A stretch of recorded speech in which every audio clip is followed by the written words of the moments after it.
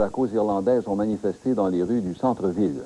Les principaux intéressés brillaient toutefois par leur absence. Ils n'étaient qu'une quarantaine pour témoigner leur solidarité au peuple irlandais, en majorité des Québécois de souche. C'est que la communauté irlandaise d'ici est âgée, peu militante et assimilée depuis longtemps aux anglophones. Pour ces immigrants, la querelle de religion est secondaire. Mes parents sont venus au Québec en 1955 à cause le problème des jobs. Ma femme n'avait pas un job. Le comité Québec-Irlande est actif depuis 9 ans. Le message, dénoncer la stratégie britannique qui consiste à leurs yeux à décapiter l'activité républicaine irlandaise. Les immigrants irlandais sont peu réceptifs. Mais quand on a commencé à travailler pour le mouvement républicain ici en Irlande, on a fait un choix. Le choix, c'est que on a gardé la communauté irlandaise. On a essayé avec la communauté irlandaise, mais ils ne sont pas bien intéressés. Parce que la cause irlandaise comporte de nombreuses similitudes à la leur, les nationalistes québécois tentent de récupérer cette lutte à des fins politiques. Et je pense que le peuple du Québec doit être sensibilisé à toute cette question. Et je pense qu'un jour, l'Irlande et le Québec ont ensemble tellement de points en commun que nous devrions de plus en plus faire en sorte que les solidarités communes soient de plus en plus sensibles. Certes, des incidents regrettables comme ceux survenus cette semaine préoccupent la communauté irlandaise de Montréal, mais pas au point de miner l'ambiance du défilé de la Saint-Patrick qui aura lieu demain dans les rues de la métropole. Guy Rosa, à Montréal.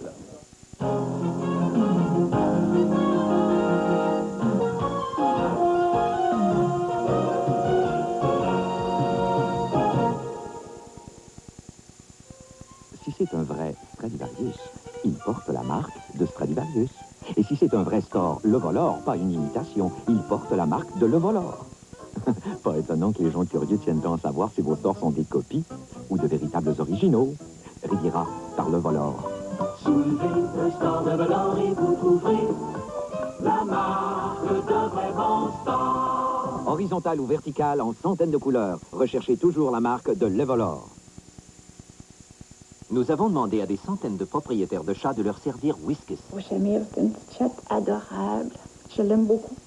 Quand on ouvre une boîte de Whiskas, ça a l'air vraiment de la vraie viande, ça a l'air du vrai poisson. La première fois que j'ai donné du Whiskas à Shamir, elle a sauté sur son assiette, elle a tout mangé très, très, très vite.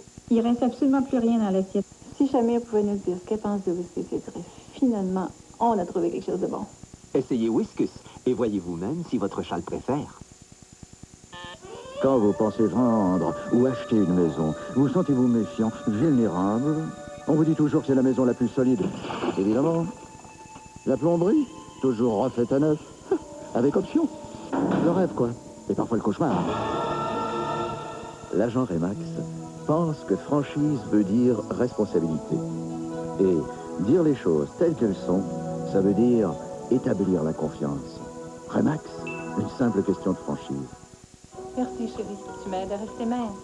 Dietabar, un substitut de repas qui contient des fibres de source naturelle. Vous pouvez remplacer 1 ou 2 repas par jour avec la tablette Dietabar. Dietabar, le goût de maigrir et rester mince. Midi, je peux pas aller dîner avec vous, les filles.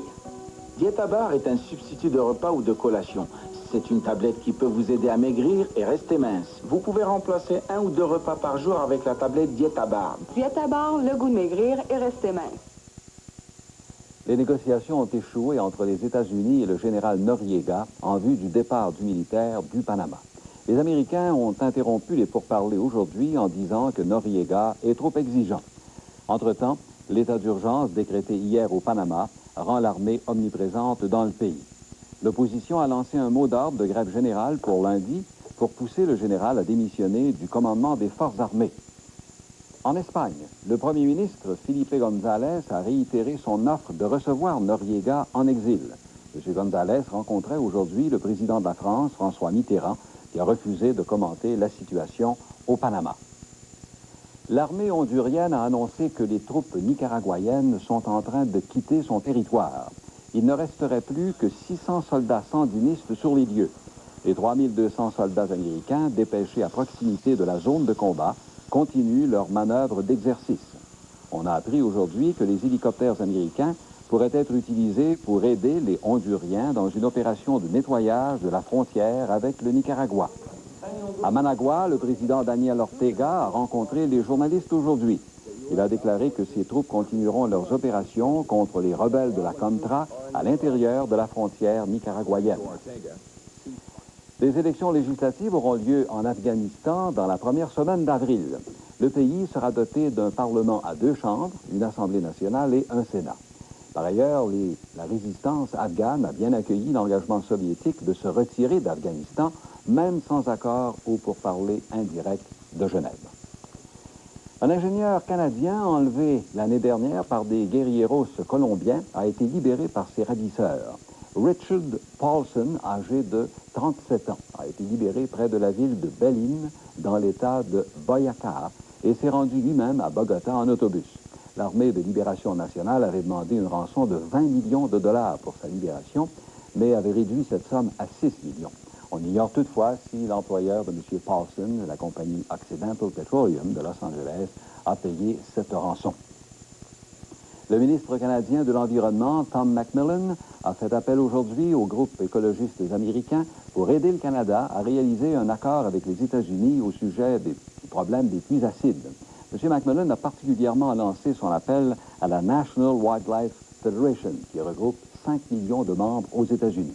Le ministre, qui prononçait un discours devant quelques 1000 écologistes de cette organisation à la Nouvelle-Orléans, a qualifié d'échec les négociations qui ont lieu jusqu'à présent avec les États-Unis sur cette question.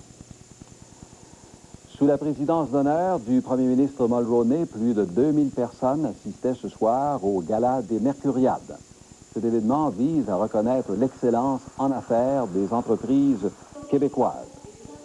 C'est le groupe Transcontinental de Ville-Saint-Laurent, une entreprise spécialisée en édition, qui remporte cette année le Mercure de l'entreprise de l'année, pour avoir réussi en 3 ans à augmenter son chiffre d'affaires de 150 %. En tout, 15 Mercures ou prix ont été remis dans 11 disciplines.